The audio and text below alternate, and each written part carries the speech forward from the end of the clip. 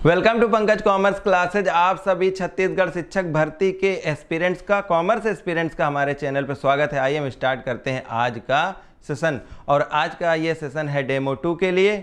तो हमारा first question है, मांग का नियम कहता है law of demand states that. Option देखिए, कीमत तथा मांग के मध्य सदैव सीधा संबंध होता, there is always a direct relationship between price and quantity demanded. B, कीमत तथा मांग के मध्य सदैव विपरीत संबंध होता है, there is always an inverse relationship between price and quantity demanded. C, मांग तथा इच्छा के मध्य सदैव सीधा संबंध होता है, there is always a direct relationship between desire and demand. D, मांग तथा कीमत के मध्य कोई संबंध नहीं होता, there is no relationship between price and quantity demanded. तो देखिए, मांग का नियम, ये जो लॉ ऑफ डिमांड है ना, इसे हम क्या कहते हैं, फर्स्ट लॉ ऑफ परचेज भी कहते हैं। तो याद रखिए, कभी भी आपसे पूछा जाए which law is known as first law of purchase, तो आप बताओगे लॉ ऑफ डिमांड। अब देखिए, लॉ ऑफ डिमांड क्या कहता है कि जब क्या हो, it is an inverse relationship. Inverse relationship किसे कहते हैं कि जब इसके प्राइसेस इंक्रीज होते हैं तो जो क्वांटिटी डिमांडेड है वो क्या हो जाती है, डिक्रीज हो जाती है, और जब प्राइसेस डिक्रीज हो जाते हैं तब क्वांटिटी डिमांडेड क्या होती है, इंक्रीज हो जाती है। लेकिन इसके साथ साथ में इसकी डेफिनेशन में एक चीज़ और है, अदर थिंग्स रिमेनिंग कांस्टेंट, बाकी चीज़ें सामान्य रहें। अब बाकी चीज़ों में क्या क्या चीज़ें आती हैं, बाकी चीज़ों में जैसे कि income of the consumer, consumer की आय, और taste and preference of the consumer, और prices of the related goods, और फ्यूचर एक्सपेक्टेशन, ये सारी बातें सामान्य रहे। सिर्फ प्राइस की वजह से, प्राइस के घटने की वजह से डिमांड क्वांटिटी जो है बढ़े, और प्राइस के बढ़ने की वजह से डिमांड क्वांटिटी घटे, तो इसको क्या बोलते हैं, लॉ ऑफ डिमांड बोलते हैं। तो यहाँ पर ऑप्शन आप देख रहे हैं कि कीमत तथा मांग के मध्य सदैव सीधा संबंध होता है, there is always a direct relationship between price and demanded. और बी, कीमत तथा मांग के मध्य सदैव विपरीत संबंध होता है, there is always an inverse relationship between price and quantity demanded. तो यहाँ पर second option, B option right होगा। कीमत तथा मांग के मध्य सदैव विपरीत संबंध होता है, there is always an inverse relationship between price and quantity demanded. Next question देखिए, व्यापारिक कटौती ट्रेड डिस्काउंट है। तो देखिए, ट्रेड डिस्काउंट और कैश डिस्काउंट, दो तरह के डिस्काउंट होते हैं। ट्रेड डिस्काउंट ज़्यादा गुड्स के वॉल्यूम पर दी जाती है, जबकि कैश डिस्काउंट नगद पेमेंट के लिए दी जाती है। क्वेश्चन देखिए, व्यापारिक कटौती है जो भुगतान प्राप्त करते समय दी जाती है, which is allowed at the time of receiving the payment. B है ऑप्शन, जो माल विक्रय के समय दी जाती है, which is allowed at the time of sale of goods. C, जो भुगतान प्राप्त करते समय और माल विक्रय करते समय दोनों ही दशाओं में दी जाती है, which is allowed both at the time of receiving payment and sale of goods. D, उपरोक्त सभी दशाओं में दी जाती है, allowed in all of the above. तो जैसा कि आप जानते हो कि ट्रेड डिस्काउंट कैसे दी जाती है, वॉल्यूम ऑफ गुड्स पे, ज़्यादा सामान खरीदिए या ज़्यादा बेचिए तो इस पर दी जाती है। ज़्यादा सामान खरीदने पर जो छूट दी जाती है, या यूँ कहिए जो ज़्यादा सामान बेचने पर जो दी जाती है छूट, तो उसको क्या बोलते हैं, ट्रेड डिस्काउंट बोलते हैं, व्यापारिक कटौती। तो यहाँ पर राइट आंसर क्या हो जाएगा, B will be the right answer, जो माल विक्रय के समय दी जाती है, B will be the right answer. Next question देखिए, किस परिपाटी के अनुसार प्रतिवर्ष एक जैसी लेखांकन पद्धतियों का पालन किया जाना चाहिए, accounting to which concept the same accounting method should be used each year.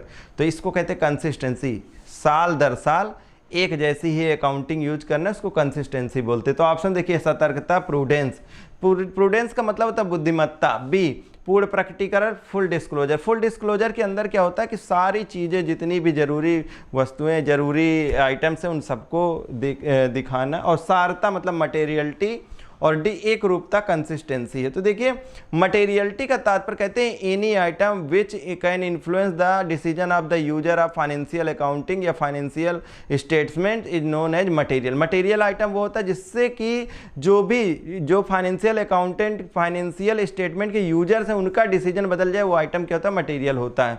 और एक रूपता, कंसिस्टेंसी। तो देखिए, जो साल दर साल एक जैसी अकाउंटिंग पॉलिसीज को रखने के लिए बाध्य करता है, या रखने के लिए जो पॉलिसी होती है, तो उसको बोलते हैं कंसिस्टेंसी। ठीक है, तो जैसा कि पूछा गया कौन सा कॉन्सेप्ट है अकाउंटिंग मेथड्स में, वो है डी, दैट इज कंसिस्टेंसी, एक रूपता, एक जैसा ही बरकरार रहे। नेक्स्ट क्वेश्चन है, बैंकों के अलावा ग्रामीण क्षेत्रों में सस्ते ऋण के अन्य प्रमुख औपचारिक स्रोत हैं, beside bank the other formal major source of cheap credit in rural areas are.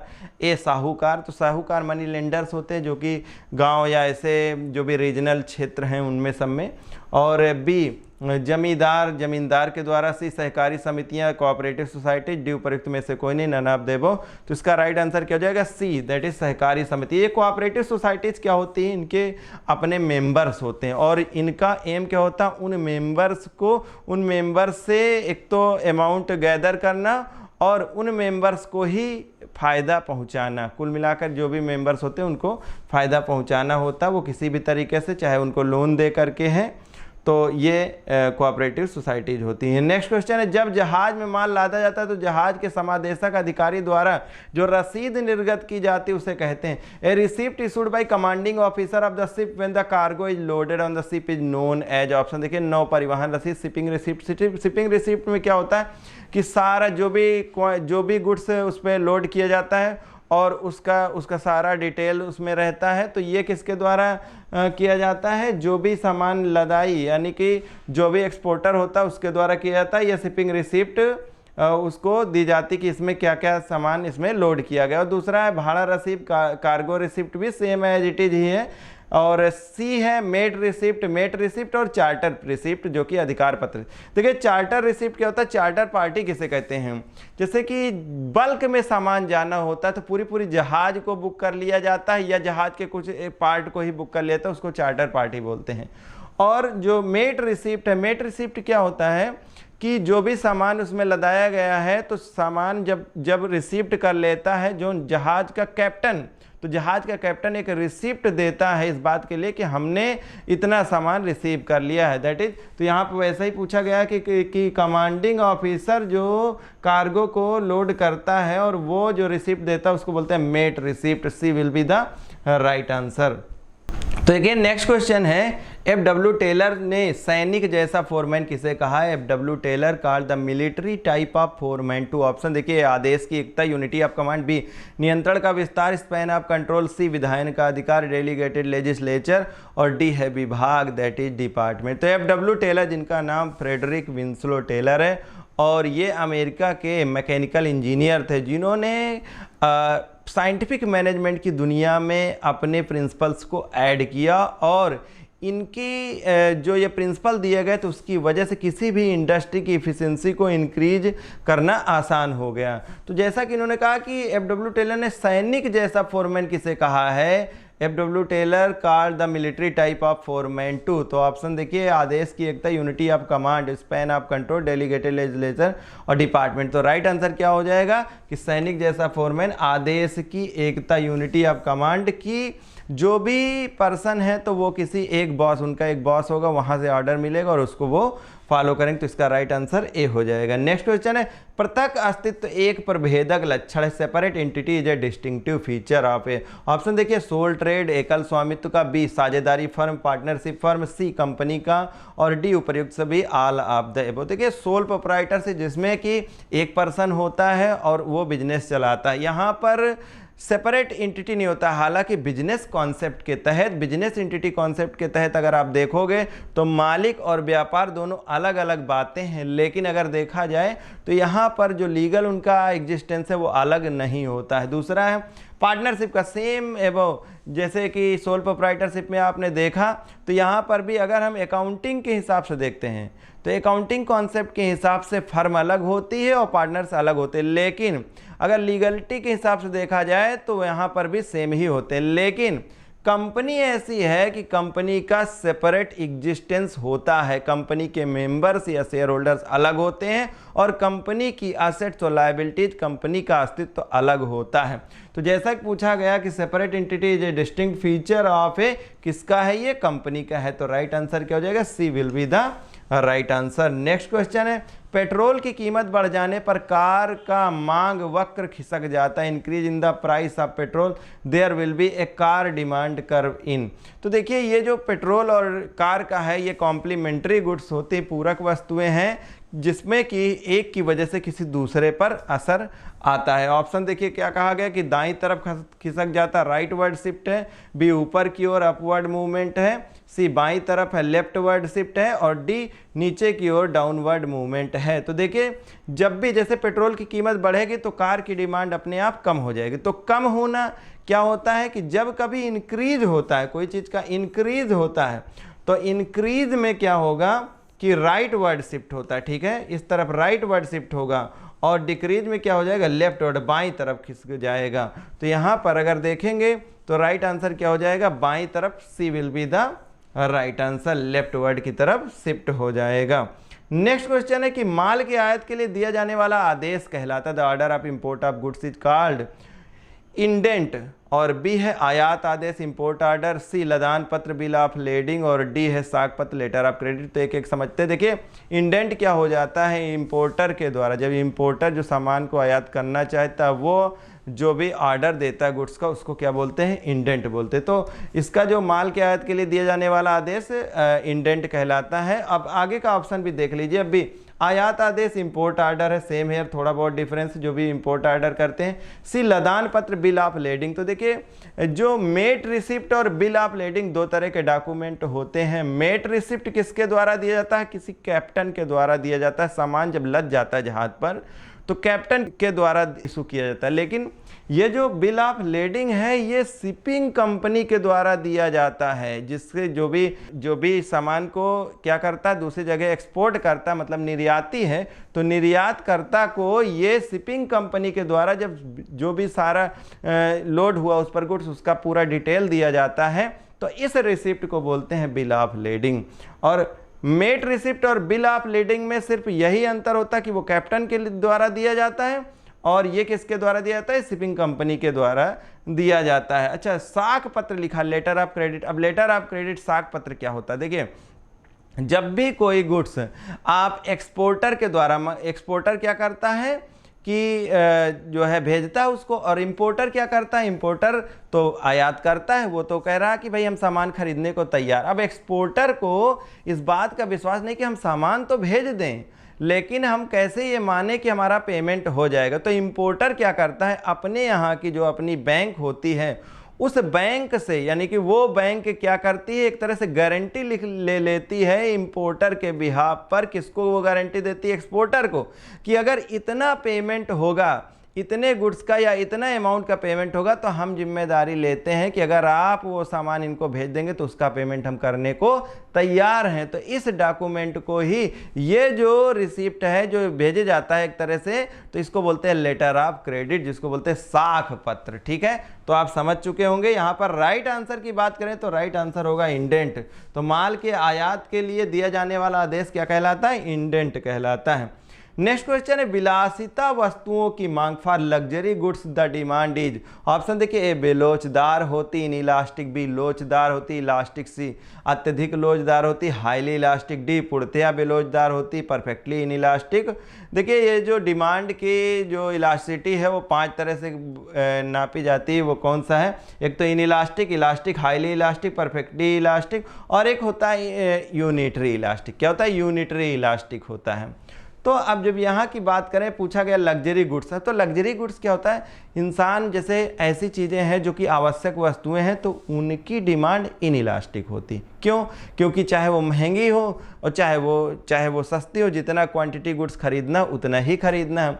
लेकिन ऐसी चीज़ें लग्जरियस गुड्स हैं, जैसे एसी हो गई, जैसे कार हो गई, ये सब क्या है, जितनी ही ये सस्ती होंगी, अगर जरा से इनका प्राइसेस में कमी आएगी तो ज़्यादा गुड्स खरीदने के लिए तैयार हो जाएंगे लोग। इसका मतलब क्या है कि इसमें लोच बहुत ज़्यादा है, जिसकी वजह से ज़्यादा डिमांड हो जाए, या तो ऐसी चीज़ों को क्या मानते हैं, लोचदार मानते हैं। तो यहाँ पे क्वेश्चन ने क्या कहा कि विलासिता वस्तुओं की मांग for luxury goods.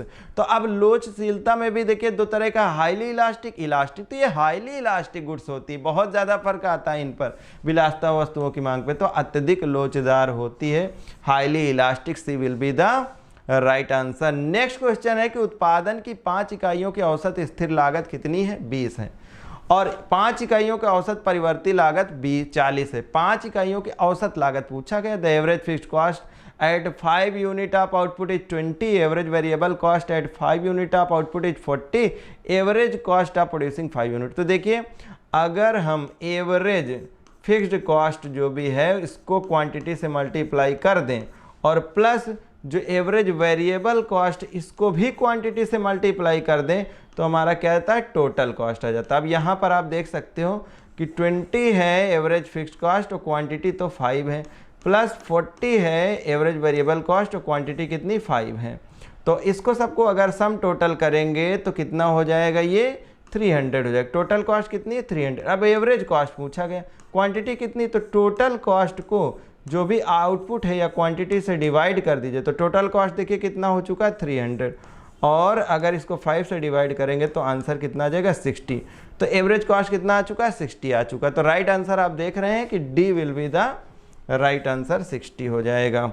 Next question देखिए, रोहन ने त्रुटिपूर्ण होने के कारण 5000 रुपये का माल राधे श्याम को वापस किया है। राधे श्याम द्वारा कौन सा प्रपत्र तैयार किया जाएगा।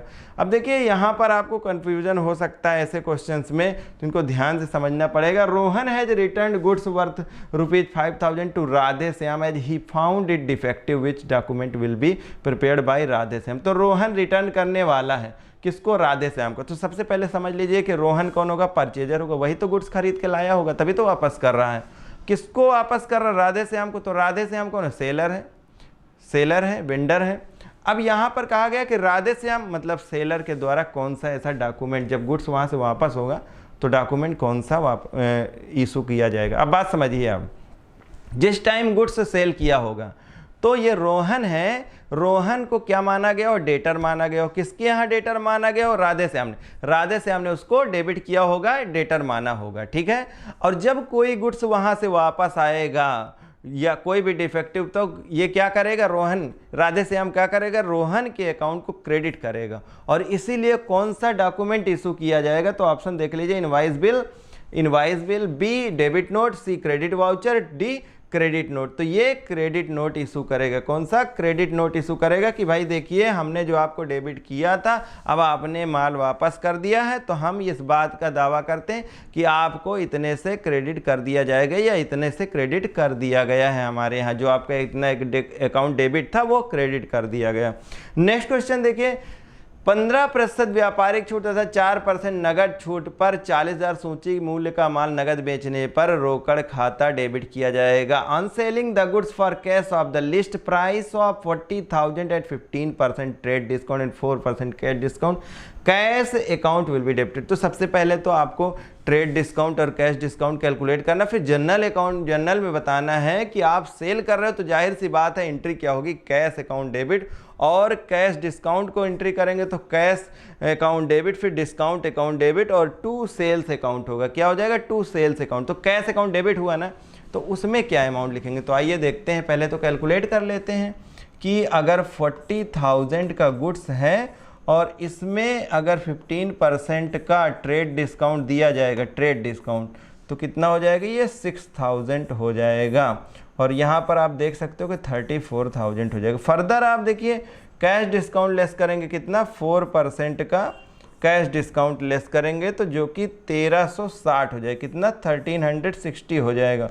और माइनस करेंगे तो ये 32,640 रुपये का अमाउंट आएगा। अब जब जनरल एंट्री करेंगे ना, जनरल एंट्री करेंगे तो एंट्री देखिए क्या हो जाएगी, cash account debit, cash account debit करेंगे, फिर डिस्काउंट अकाउंट डेबिट करेंगे। अब देखिए डिस्काउंट हमेशा कौन से डिस्काउंट को लिखते हैं, हमेशा कैश डिस्काउंट। यहाँ पे आप देख सकते हो ये हमने लिख दिया कैश डिस्काउंट, हमेशा कैश डिस्काउंट को ही लेस किया जाता है। तो ये कैश डिस्काउंट को लिखेंगे आप। तो देखिए कैश अकाउंट डेबिट कितना पेमेंट मिलेगा, रिसीव होगा 32,640 को, और ये जो 1360 इसको लिखेंगे, और जो टू सेल्स लिखेंगे तो सेल्स में आपको मालूम है कि ट्रेड डिस्काउंट को कभी नोट नहीं किया जाता, तो यहाँ पर 34,000 से अमाउंट। तो ये आपकी पूरी जनरल एंट्री प्रिपेयर हो गई, और राइट जो कि आंसर होगा वो हो जाएगा A, that is 32,640। A will be the right answer. देखिए नेक्स्ट क्वेश्चन पे आते हैं कि रोकड़ बही में लेखा किया जाता है, cash book maintains records of. तो आंसर देखिए, समस्त नगद क्रय एवं विक्रयों का all cash purchase and sales, B समस्त नगद प्राप्तियों का आल कैश रिसिप्ट, सी समस्त नगद भुगतानों का आल कैश पेमेंट, डी समस्त नगद प्राप्तियों एवं भुगतानों का all cash receipt and payment. जैसा कि आप देख रहे हो कैश बुक क्या होता है, कैश बुक परफेक्ट सब्स्टिट्यूट होता है कैश अकाउंट का। जो चीज़ें कैश बुक में लिखी जाती वही सारी चीज़ें कैश अकाउंट में लिखी जाती हैं। जैसा कि मैंने कहा कि कैश बुक कैश अकाउंट का परफेक्ट सब्स्टिट्यूट होगा। तो कमेंट बॉक्स में आप बताना ना भूलें कि क्या सेल्स अकाउंट सेल्स बुक का भी परफेक्ट सब्स्टिट्यूट होता है, अगर हाँ तो क्यों, और अगर नहीं तो क्यों, उसका रीज़न भी आप लिखिएगा। जैसा कि आप देख रहे हो रोकड़ बही में लेखा किया जाता है, cash book maintains records of, तो कैश बुक में सारी कैश एंट्री लिखी जाती है। कैसी, चाहे कैसे भी कैश से पेमेंट हुआ हो या कैश रिसीव हुई हो, चाहे वो सेल्स हो या फर्नीचर परचेज किया गया, हर एक चीज़ जो कुछ भी ट्रांजैक्शन कैश में हुआ है तो उनको सबको रिकॉर्ड किया जाता है। तो यहाँ पर राइट आंसर क्या हो जाएगा, डी, समस्त नगद प्राप्तियों एवं भुगतानों का, all cash receipts and payment. Next question है, रितिका से 8,000 रुपये के संपूर्ण भुगतान में 7,500 रुपये प्राप्त हुए। रितिका के खाते में खतौनी की जाएगी। Received ₹7,500 from Ritika in full settlement of ₹8,000, posting will be made in Ritika's account. अब जनरल एंट्री यहाँ पर भी कहेंगे। अब देखिए रितिका से 8,000 के संपूर्ण भुगतान में 7,500 प्राप्त हुए, तो जनरल एंट्री देखिए कितना प्राप्त हुआ, कैश अकाउंट डेबिट करेंगे कितना, 7,500 से। अब इसका मतलब है कि डिस्काउंट दिया है, तो डिस्काउंट अकाउंट डेबिट कितना हो जाएगा, तो ये हो जाएगा 500, और टू रितिका हो जाएगा, टू रितिका, तो रितिका के अकाउंट में अमाउंट कितना हो जाएगा, 8,000 हो जाएगा। कितना हो जाएगा, 8,000 हो जाएगा। आप देखिए इन्होंने कहा रितिका के खाते में खतौनी की जाए, कितने से, अमाउंट से, 8,000 से। तो राइट आंसर क्या हो जाएगा कि क्रेडिट में वो भी 8,000, 8,000 रुपये ऑन क्रेडिट साइड। ठीक है, आप इसको समझ सकते हैं कि 8,000 रुपये क्रेडिट क्यों लिखा गया है, जनरल एंट्री भी पेश की गई। नेक्स्ट क्वेश्चन है, प्रश्नावली सर्वेक्षण विधि का प्रयोग संग्रहण करने हेतु होता है। Questionnaire survey method is used to collect. देखिए क्वेश्चनायर क्या होता है, एक लिस्ट होती है, एक आप कह सकते हैं कि प्रश्नों की जो भी एक लिस्ट होती है जिसमें कि प्रश्न लिखे होते कई, और ये क्वेश्चनायर एक सीरियल वाइज प्रश्न लिखे गए होते हैं। यहाँ पर जैसा कि कैरेक्टरिस्टिक्स की बात करें तो लिमिटेड नंबर ऑफ क्वेश्चंस होते हैं, वहाँ पे किसी तरह का कोई प्राइवेट क्वेश्चन नहीं पूछा जाता है, क्वेश्चन सीरियल वाइज अरेंज किए जाते हैं, और किसी तरह से मैथमेटिकल या कैलकुलेशन संबंधी क्वेश्चन नहीं पूछा जाता। ये एक गुड क्वेश्चनायर की कैरेक्टरिस्टिक्स होती है। अब कहा गया कि ये जो मेथड है ना, ये डेटा कलेक्ट करने के लिए होता है, और डेटा आप देखते हो दो तरह का होता है, प्राइमरी डेटा और सेकेंडरी डेटा होता है। तो प्राइमरी डेटा और सेकेंडरी डेटा जो कलेक्ट किया जाता है, तो यहाँ पूछा गया है कि ये किस तरह का डेटा कलेक्ट करने का एक तरीका है। तो तृतीयक समंक, द्वितीयक समंक, प्राथमिक समंक, उपयुक्त में से कोई नहीं, tertiary data, secondary data, primary data, none. अब देखिए ये जो क्वेश्चनायर है, प्रश्नावली है, ये प्रगणकों के द्वारा, जिनको बोलते हैं scheduled field to be filled by the enumerator, चाहे इन्यूमरेटर के द्वारा चाहे डायरेक्टली किसको, जिनसे भी डेटा कलेक्ट करना होता है उनको भेजा जाता है। तो ये दो मेथड होते हैं, और ये डेटा डायरेक्टली कलेक्ट होकर के आता है, इसमें किसी तरह से सेकेंड पार्टी कोई भी इन्वॉल्व नहीं होती है, ये डायरेक्टली ही डेटा कलेक्ट किया जाता है, इसीलिए इसको क्या माना जाता है, ये प्राइमरी डेटा कलेक्ट करने का माध्यम है। तो यहाँ पर राइट आंसर क्या हो जाएगा, सी, दैट इज प्राइमरी डेटा या प्राथमिक समंक। नेक्स्ट क्वेश्चन है, यदि लेस्पिरे सूचकांक 121 तथा पार्स सूचकांक 144 हो तब फिशर सूचकांक होगा। If Laspeyres index number is 121 and Paasche's index number is 144 then Fisher's index number. तो देखिए फिशर्स इंडेक्स नंबर जब भी कैलकुलेट करना हो तो क्या करेंगे, फार्मूला निकालेंगे। फिशर्स इंडेक्स नंबर अगर कैलकुलेट करना हो तो जो भी लेस्पिरेज होगा उसके बाद में मल्टीप्लाइड बाई पास्टेज है, और पास्टेज, ठीक है, तो ये अंडर रूट हो जाएगा। और इस तरीके से देखिए दोनों का जो डेटा दिया हुआ है 121 इंटू दैट इज नेक्स्ट 144 है, और इस तरीके से आप इसको फर्दर अगर सॉल्व करेंगे तो ये कितना हो जाएगा, मल्टीप्लाई करेंगे 17424, 17424 हो जाएगा, और इसका अंडर रूट कैलकुलेट करेंगे तो 132 हो जाएगा। इस तरह से देख सकते हैं आप, राइट आंसर क्या हो जाएगा, D will be the right answer 132।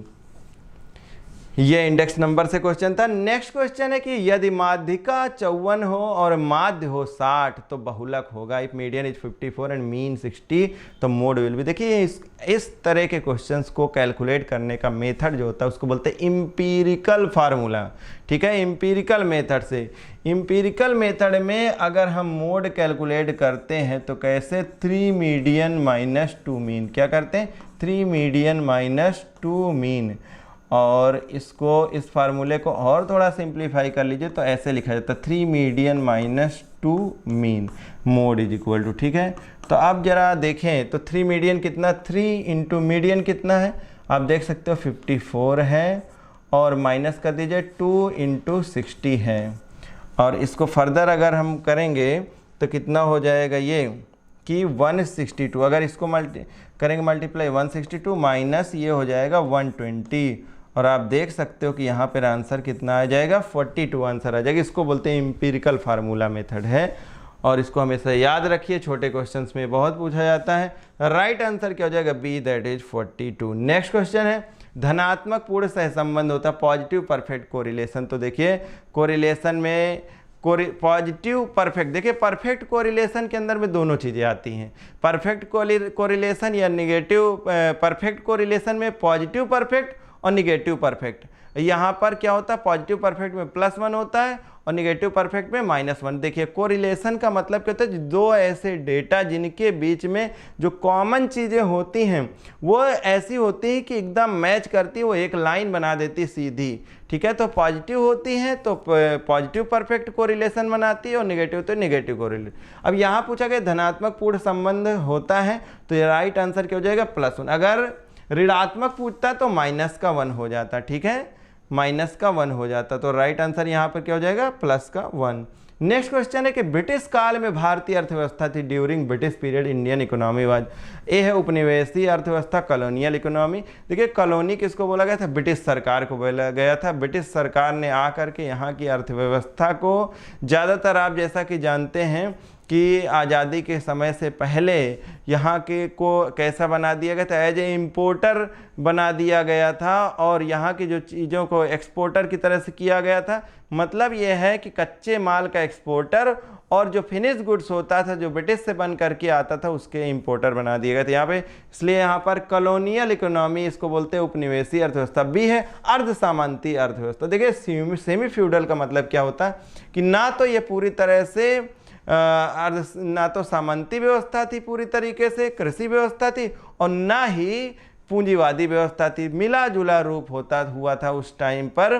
क्या था, ये आज़ादी के जस्ट पास की बात है 1947 के आसपास की, जिसके अंदर में जो कृषि की व्यवस्था थी तो उसमें सामंती व्यवस्था थी। सामंत का मतलब क्या होता था कि जो भी लैंड लॉर्ड होते, जमींदारी व्यवस्था थी, जिसके अंदर में ब्रिटिश गवर्नमेंट के अंतर काल में क्या किया गया था कि जो कृषि ज़मीन थी, जो भी कृषि योग्य ज़मीन थी, तो उसके जो लैंड लॉर्ड थे वो क्या करते थे कि जिन लोगों को जो भी लैंड लॉर्ड थे रेंट पे देते थे और उनसे ज़्यादा से ज़्यादा वसूली करते थे रेंट की, और उनकी कोई तरह के कृषि में क्या हो रहा है उससे कोई ध्यान उस पर वो नहीं दिया करते। तो यह अर्ध सामंती व्यवस्था में क्या थी कि पूंजीवादी व्यवस्था और कृषि व्यवस्था दोनों तरह की बातें थी, मिला जुला था। और विच्छेदित अर्थव्यवस्था क्या थी, विच्छेदित अर्थव्यवस्था का मतलब है कि जब आज़ादी के बाद में जैसे ही जो भी ब्रिटिशर्स थे उन्होंने देश छोड़ा था, तो उस टाइम पर यहाँ की अर्थव्यवस्था जो बहुत ही ख़राब तरह की अर्थव्यवस्था थी एक तरह से, तो उसको बोलते हैं विच्छेदित अर्थव्यवस्था, डिसइंटीग्रेटेड सेमी फ्यूडल और डी उपर्युक्त सभी। तो आप कह सकते हो कि ब्रिटिश काल में भारतीय अर्थव्यवस्था थी पूरी तरीके से उपर्युक्त सभी, इन सब का मिला जुला रूप थी। राइट आंसर क्या हो जाएगा, D, all of the above. Next question है कि निम्नांकित में से कौन सी मुद्रा की सामाजिक बुराई नहीं, which one of the following is not a social evil of the money. तो देखिए अब मुद्रा से जो भी बुराइयां उठती हैं उनको सोशल इविल कहते हैं। ऑप्शन देखिए, व्यापार चक्र, ट्रेड साइकिल, बी कपट फ्रॉड, सी हत्या मर्डर्स, डी भ्रष्टाचार करप्शन होता है। तो यहाँ पर आप देख सकते हो कि नीचे की तीन चीज़ें हैं जो कि मनी की वजह से होती हैं, लेकिन ए दैट इज व्यापार चक्र ये कोई भी सोशल इविल मनी की नहीं है। तो which of the following is not a social evil of the money, that is a trade cycle. Next question है, लाभ के निम्नलिखित में कौन सा घटक, which one is component of profit. Option देखिए, लाभांश, डिविडेंड, बी अवितरित लाभ, अनडिस्ट्रीब्यूटेड प्रॉफिट, सी निगम लाभ कर, कारपोरेट प्रॉफिट टैक्स, डी उपर्युक्त सभी, ऑल ऑफ द अबव। तो देखिए जो भी प्रॉफिट है ना, प्रॉफिट को 3 पार्ट में स्प्लिट किया गया है। पहला है जो कि लाभांश लिखा हुआ है। तो लाभांश क्या होता है, डिविडेंड क्या होता है, ये कंपनी के प्रॉफिट का वो हिस्सा होता है जो कंपनी कहती है कि हम इसको शेयर होल्डर्स को बांटेंगे, दैट इज डिविडेंड। दूसरा है अवितरित लाभ, कंपनी अपने प्रॉफिट का वो हिस्सा जो कि अपने फ्यूचर के एक्सपेंशन के लिए रखती है अपने पास में और रिजर्व करके रखती है, उसको बांटती नहीं, उसको बोलते हैं अनडिस्ट्रीब्यूटेड प्रॉफिट। और तीसरा हिस्सा जो कंपनी अपने प्रॉफिट के उस किस काम के लिए, टैक्स को पेमेंट करने के लिए होती है, उसको बोलते हैं कारपोरेशन टैक्स, और ये कारपोरेट टैक्स या निगम लाभ कर होता है। तो ये तीनों ही प्रॉफिट के पार्ट होते हैं। उस तरह से राइट आंसर क्या हो जाएगा, D will be the right answer, all the above. Next question आप देख सकते हैं, देश में कागजी नोट जारी करने का कार्य कौन करता है, which of the following issue paper currency of the world. तो ऑप्शन देखिए क्या लिखा, व्यवसायिक बैंक। व्यवसायिक बैंक आप जानते हैं कि कॉमर्शियल बैंक होती है, और दूसरी बैंक है केंद्रीय बैंक, सेंट्रल बैंक, जिसे आप बोल सकते हैं रिजर्व बैंक ऑफ इंडिया। सी है विश्व बैंक, वर्ल्ड बैंक है, और डी औद्योगिक बैंक, इंडस्ट्रियल बैंक। तो देखिए कॉमर्शियल बैंक क्या होती है, जिनसे हम लेन देन करते हैं, आम आदमी लेन देन करता है, वो कॉमर्शियल बैंक होती है। और बी है केंद्रीय bank, reserve Bank of India, जिसे बोलते हैं 1 अप्रैल 1935 को, जिसकी स्थापना हुई 1 अप्रैल 1935 को। विश्व बैंक, जिसके लगभग ये वाशिंगटन डीसी यूएस में जिनका ऑफिस है, और इसके 189 कंट्री 189 मेंबर्स कंट्रीज, इनका काम ही है वर्ल्ड बैंक का कि इन कंट्रीज को हेल्प करना जहां पर जरूरत हो। और औद्योगिक बैंक, इंडस्ट्रियल बैंक क्या करती है, जो इंडस्ट्रीज को लोन वगैरह प्रोवाइड करती है, वो इंडस्ट्रियल बैंक होती है। तो देश में कागजी नोट जारी करने का जो कार्य है वो कौन करती है, देश की अपेक्स बैंक करती है, जिसको सेंट्रल बैंक भी बोलते हैं, और इसी को केंद्रीय बैंक भी बोलते हैं, रिजर्व बैंक ऑफ इंडिया। तो राइट आंसर क्या हो जाएगा, B will be the right answer. और याद रहे कि 1 रुपए का नोट कौन इशू करता है, भारत सरकार इशू करती है। बाकी सारी नोटें कौन इशू करती है, केंद्रीय बैंक या रिजर्व बैंक ऑफ इंडिया करती है। नेक्स्ट क्वेश्चन है, वो प्रक्रिया जिसके द्वारा वास्तविक परिणामों को वांछित परिणामों के निकटतम करने का प्रयास किया जाता है। मैनेजमेंट का जो भी फंक्शंस ऑफ मैनेजमेंट हैं, तो मैनेजमेंट प्रबंध के कार्यों में the process of steps to bring actual result closer to desired result. देखिए प्लान पहले खींचे जाते हैं, और उन प्लान के अकॉर्डिंग, प्लान में क्या होता है कि स्टैंडर्ड सेट किया जाता है, और वो जो सेट किए गए स्टैंडर्ड हैं, प्लान्स हैं, उनके जो भी रिजल्ट्स हैं वो भी कैसे होने चाहिए, वो रिजल्ट्स जो भी ओरिएंटेड हैं वो गेन किए जाएं, या आप यूँ कहें कि उनको जो परफॉर्मेंस है, एक्चुअल परफॉर्मेंस स्टैंडर्ड तक पहुंच जाए। तो ऐसी कौन सी चीज़ है जो भी प्रयास किया जाता है वो कैसा होता है। तो ए देखिए कोऑर्डिनेशन के द्वारा, बी निर्देशन के द्वारा डायरेक्शन, सी है नियंत्रण कंट्रोल के द्वारा, और डी है उपरोक्त सभी ऑल ऑफ द एबव। तो देखिए ये कैसे हो सकता है, कहते हैं प्लानिंग क्या है, प्लानिंग आगे देखना है, और कंट्रोलिंग क्या है, पीछे मुड़कर देखना कि जो हमने प्लान बनाया था उसके हिसाब से चीज़ें हो रही कि नहीं। अगर नहीं हो रही तो हम वहाँ पे करेक्टिव एक्शंस लेकर के उनको सही करें। तो राइट आंसर क्या हो जाएगा यहाँ पर, C will be the right answer. Controlling के द्वारा ऐसा पॉसिबल है, और इस प्रयास का नाम क्या है, कंट्रोल। नेक्स्ट क्वेश्चन है, एबीसी लिमिटेड ने 20 अंश प्रत्येक 10 रुपए का, जिन पर 6 रुपए प्रति अंश चुकता का अपहरण कर लिया। यदि इनमें से 8 अंश हरि को 5 रुपए 50 पैसे के हिसाब से प्रति अंश चुकता करने पर पूर्णदत्त के रूप में पुनर्निर्गमित कर दिए गए हो, तो अंश अपहरण खाते के क्रेडिट में राशि होगी। एबीसी लिमिटेड फॉरफिटेड कितने शेयर फॉरफिट करेंगे, 20 shares of ₹10 each, on which ₹6 पर शेयर वर पेड। तो कितना पेड किया गया, 6 रुपीज के हिसाब से पेड किया गया है। और अगर इनमें से if out of this share 8 shares were reissued to Hari as fully paid up, payment of ₹5.5 पर share the amount that will stand to the credit share forfeited account. देखिए कहते हैं जो शेयर फॉरफिट किया गया, तो फॉरफिट करे हुए शेयर पर जनरल एंट्री क्या हुई होगी कि शेयर कैपिटल अकाउंट डेबिट करते हैं, जो कि नॉमिनल वैल्यू होती है। और यहाँ पर आप देख सकते हो कि 20 शेयर है 10 रुपए के हिसाब से, कितना 20 शेयर हैं और 10 रुपए के हिसाब से, तो कितना हो जाएगा, 200 हो जाएगा। और आप फिर देख सकते हो कि 6 रुपए के हिसाब से पेड। तो देखिए जो नहीं मिलता है उसको क्या बोल सकते हैं, एक तरह से कॉल्स इन एरियर है। और कॉल्स इन एरियर आप देख सकते हो कि 20 शेयर पर 4 रुपए के हिसाब से हो जाएगा। और जो 6 रुपए के हिसाब से मिला है, देखिए जिन पर 6 रुपए प्रति अंश चुकता था उसे ही तो फॉरफिट करोगे, तो क्या हो जाएगी एंट्री 2 शेयर फॉरफिटेड अकाउंट। ठीक है, 2 शेयर फॉरफिटेड अकाउंट। अब आप देख सकते हो कि 80 रुपए इन पे नहीं मिला तो कितना मिल चुका था, 120, यही तो फॉरफिट करा था। अब लेकिन देखिए पूरे शेयर अगर रीइश्यू हो जाते तो पूरे के पूरे अमाउंट ट्रांसफर हो सकता था और कैपिटल रिजर्व में भी ट्रांसफर हो जाता, तो शेयर फॉरफिटेड अकाउंट में उसका कोई बैलेंस नहीं बचता। लेकिन यहाँ पे कहा गया कि यदि इनमें से 8 अंश हरी को कितने इशू करेंगे, 8, तो देखिए 8 करेंगे तो सीधी सी बात है बैंक अकाउंट डेबिट हो जाएगा, बैंक अकाउंट डेबिट, और 8 शेयर है वो भी 5.5 रुपीज़ में। ठीक है, तो अब 8 शेयर पर 4.5 रुपये के हिसाब से नहीं मिला है ना, तो बैंक अकाउंट डेबिट, यहाँ पर शेयर फॉरफिटेड अकाउंट डेबिट करेंगे, शेयर फॉरफिटेड अकाउंट डेबिट करेंगे और 2 शेयर कैपिटल करेंगे। क्या करेंगे, 2 शेयर कैपिटल अकाउंट। ठीक है, 2 शेयर कैपिटल, तो 8 × 10 हो जाएगा यहाँ पर, 8 5 जो 40 और 8 5 जो 40, तो ये हो जाएगा 44 रुपीज़ हो जाएगा। ठीक है, 44 रुपये हो जाएगा और लगभग 36 रुपये यहाँ पर। तो देख सकते हैं आप, यहाँ पर क्वेश्चन पूछा गया है कि देखिए अब ये यहाँ पर 120 रुपये शेयर फॉरफिटेड अकाउंट में, कहाँ पर 120 रुपये शेयर फॉरफिटेड अकाउंट में आया है, तो 120 कितने के लिए है, कितने नंबर ऑफ शेयर्स के लिए है, तो ये है 20 शेयर के लिए। अब जब 8 शेयर पर अगर इनकी वैल्यू निकालोगे आप तो कितना हो जाएगा, ये 48, कितना हो जाएगा 48। कहने का मतलब ये है कि देखिए जब 120 शेयर, जब जितने भी शेयर फॉरफिट करे गए थे 20 शेयर, तो उन पर जो भी शेयर फॉरफिटेड अकाउंट में है वो 120। अब पूरे तो शेयर रीइशू हुए नहीं है, कितने शेयर रीइशू हो रहे हैं, 8 शेयर ही रीइशू हो रहा है।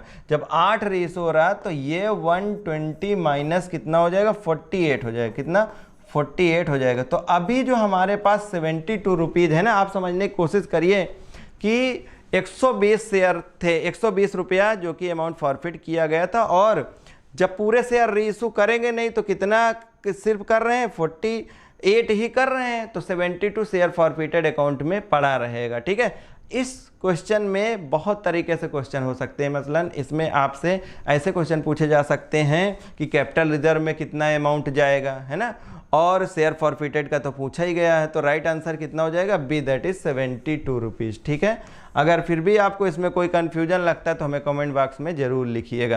तो ये थे 25 क्वेश्चन और होपिंग कि आपको ये अच्छे से समझ में आए होंगे। अब एक ज़रूरी बात कि देखिए हमारे पास में आपके ये जो कॉमर्स लेक्चरर की वैकेंसी, इसके लिए 2 तरह के कोर्स मौजूद हैं।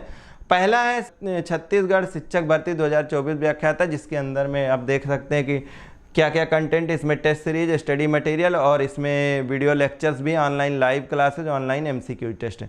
अगर आपकी प्रिपरेशन पहले से हो रखी है तो आप हमारे यहाँ का सिर्फ टेस्ट सीरीज भी बाई कर सकते हैं। और ऐप कैसे डाउनलोड करेंगे इसके लिए आप देखिए आगे। हमारे ऐप को डाउनलोड करने के लिए सबसे पहले आप जाएंगे प्ले स्टोर पर, और प्ले स्टोर पर जा करके सर्च करेंगे Pankaj commerce classes.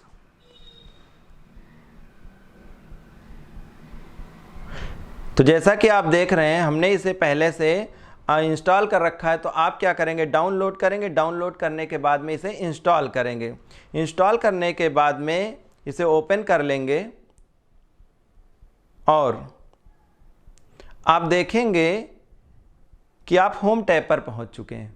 Home tab पर आप देखेंगे, इसके बाद बैचेज का ऑप्शन होगा और बैचेज के ऑप्शन के बाद में स्टोर पर जाएंगे और ऊपर स्क्रॉल करेंगे। आप देखेंगे छत्तीसगढ़ व्याख्याता कॉमर्स टेस्ट सीरीज और छत्तीसगढ़ शिक्षक भर्ती 2024 के दोनों कोर्सेज हैं। इनको आप क्लिक करेंगे, जो भी कोर्सेज आपको सेलेक्ट करना है उसको सेलेक्ट करिएगा और सेलेक्ट करने के बाद में उसको क्लिक करेंगे और आप पहुंच जाएंगे बाय नाउ के ऑप्शन पे। बाय नाउ के ऑप्शन पर जा करके इसे आप बाय कर सकते हैं और आप इन कोर्सेज को अपनी तैयारी में शामिल कर सकते हैं। So this was about downloading our app and buying our courses. Thanks for watching.